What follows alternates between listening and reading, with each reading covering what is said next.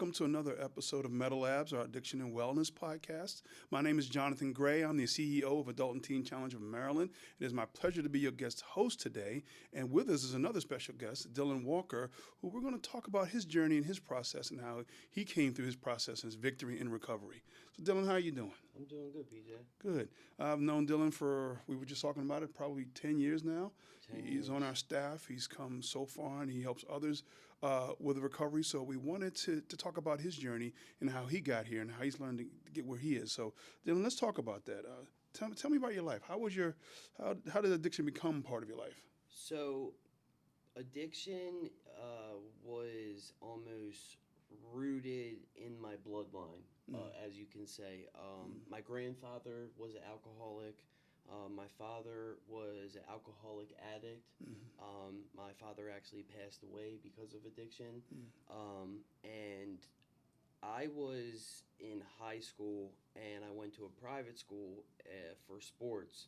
And I graduated, and the year that I graduated, I found out that my father passed away from overdose. At that time, I wasn't doing the right thing in high school. I mean, I had two different sides of me. I would go to this private Catholic school, and then when I would get out, I would go into the negative lifestyle of selling drugs, being around the negative people in life, and that is where it took a downward spiral for me when my father passed away.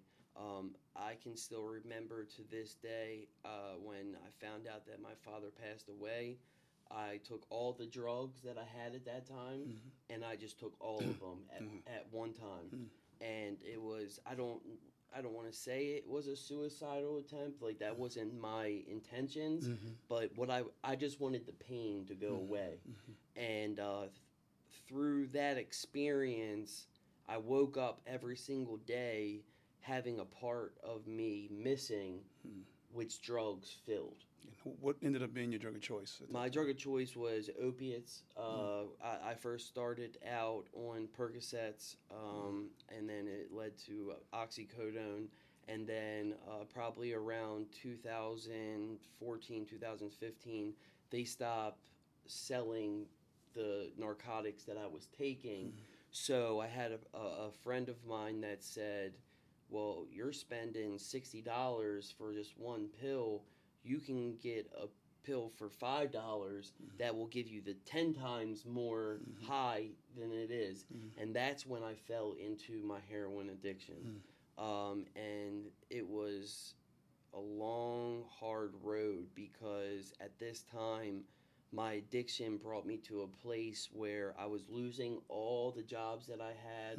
I was a part of a union in D.C. with great benefits. It was a career opportunity, but I was a functioning addict until I overdosed. And that's just one of the things that comes from being an opiate addict, is you have a chance of dying if you take the wrong dose. When did you decide enough was enough? You needed to get help. When I decided enough was enough is when my mother kicked me out of the house, and I had nowhere to go. So what I did is I snuck back into the house, grabbed a sleeping bag, and slept out back of my mother's house. And I came back. She came home from work, and she told me about a program that her friend, I guess, sent her son to, and it was Adult and Teen Challenge. And I had no other option.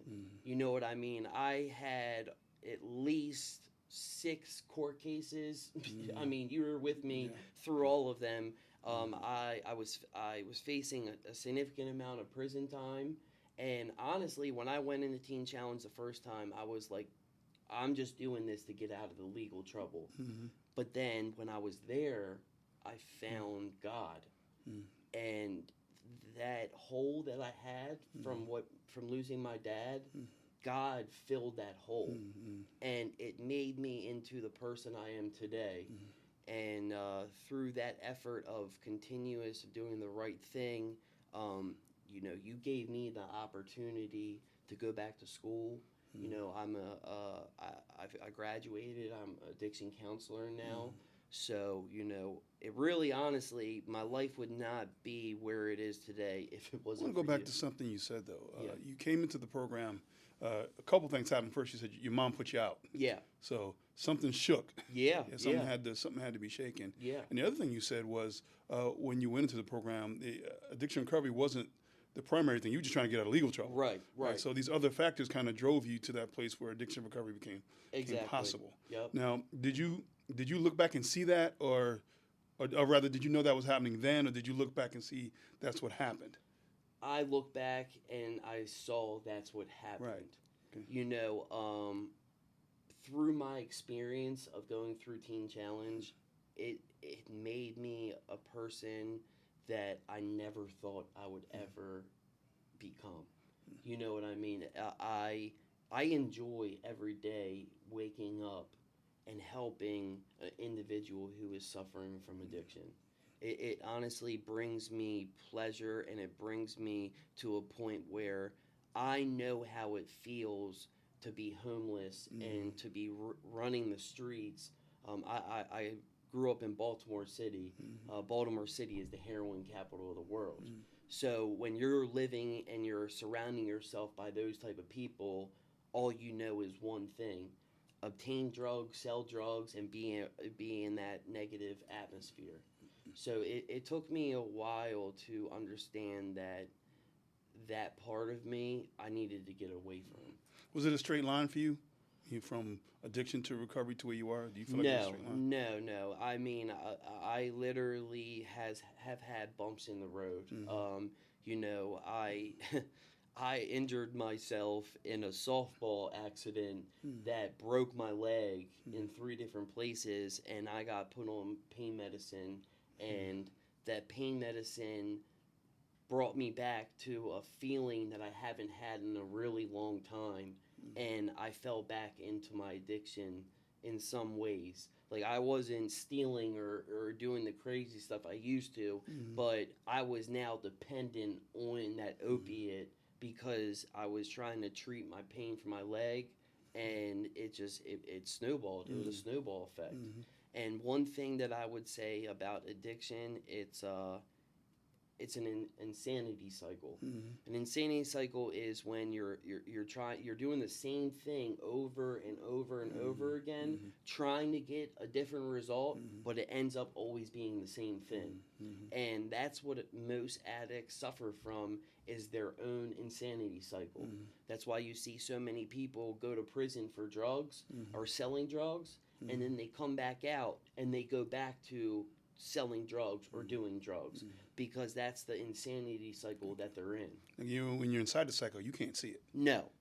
You're inside that vortex. You can't see it from the outside. No, when you're in that cycle, you're thinking that this is fine. This is my everyday thing. Like, this is fine to me. Like, I have no problem. So doing you'd this say at all. you need somebody to show it to you. Yeah. Somebody outside. Yeah, I needed to have a long-term recovery of individuals like you, like Pastor Juan, like all the staff members at Adult and Teen Challenge, to show me my character defects and to help me through the times that I didn't know how to express myself, and you and Teen Challenge allowed me to get to a point where I was able to express that. Now, what were some of the barriers to that process, to get into that place? Pride. I was too prideful to admit that I had a problem. I was too prideful to admit that, you know, I had an addiction and this won't ever happen to me again, which is complete insane to think about it now, because I know today I'm one bad decision away from going back into my addiction. And, you know, it's scary. It really is. You know, my cousin died not even a year ago. Went through a whole entire treatment program, did everything great.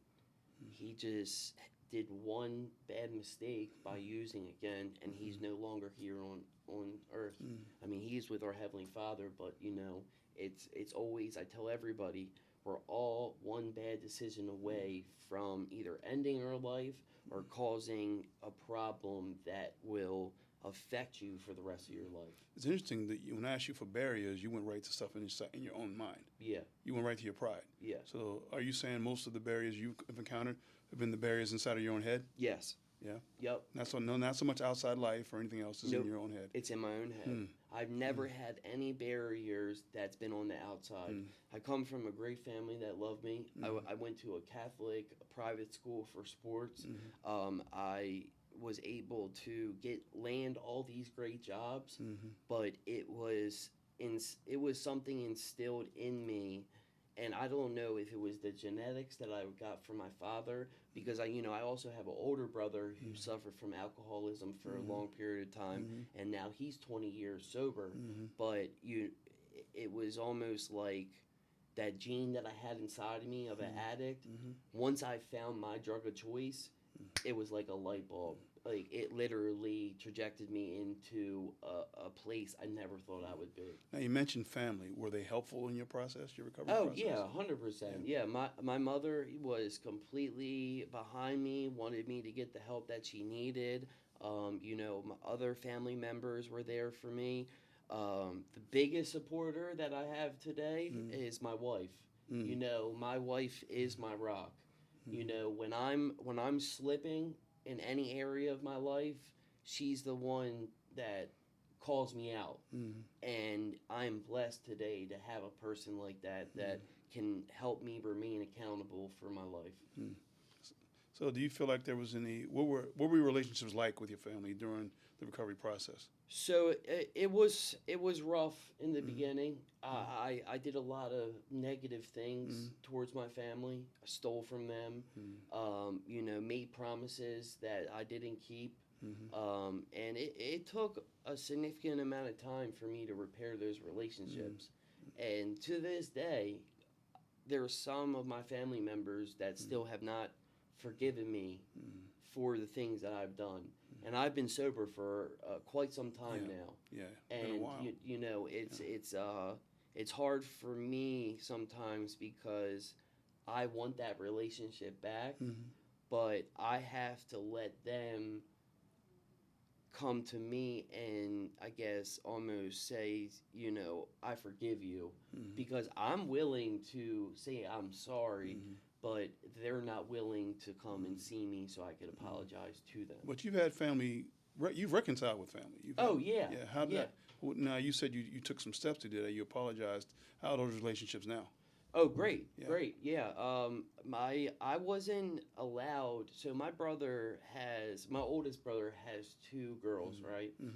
During my addiction, I was not allowed to be around them. My brother, he has a nice house, has a pool and everything. He invites my wife and I over every single weekend. My other brother is kind of different because he sees things a little different. Right. He's been on my side my whole entire life, and he never gave up on me. He realized that I did have problems and I did need to get the help that I needed, but he's always supported me no matter what. And my mother, she's been through so much.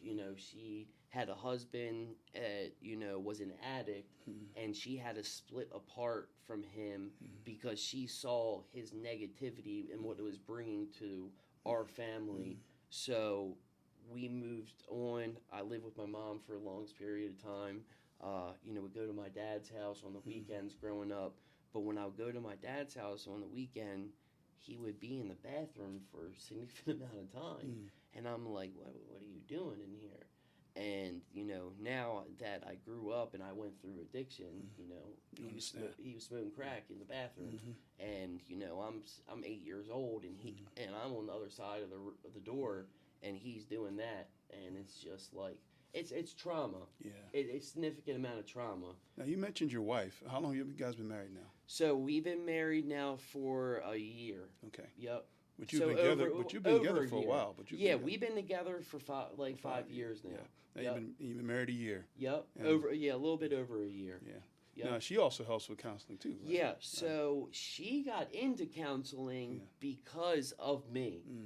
She wanted to help the loved ones who are affected by the person they love. So now, so both of you do it now. Yeah, we're both. Both are doing it now. Yeah, so you went from dad seeing him in the bathroom to getting married, finding a spouse, and now you help people in your situation and in your dad's situation get out of it now. Exactly. And that's a powerful story. Dude. Yeah. That's powerful. Yeah. That's wonderful. I mean, I know deep down inside that God made a way for me to be where I am today, and I would not take anything back from my past because it is so rewarding to see someone come in off the streets, have nothing, and then a year later they have a brand new life and new opportunity to do whatever they want to do. Excellent, man. Hey, man, thank you for sharing today. Yeah. I'm proud of you. I'm proud of what you're doing. I'm proud to be your partner with me. I'm happy that we can sit here and help other people come find this new life. So, hey, guys, thank you for being with us today. Thank you for sharing in our time. We're really thrilled about the process we're able to make. So if you know anyone that needs addiction recovery, you know anyone to help, please reach out to us. We'd love to be there for them. You guys have a wonderful afternoon, and we'll see you next time.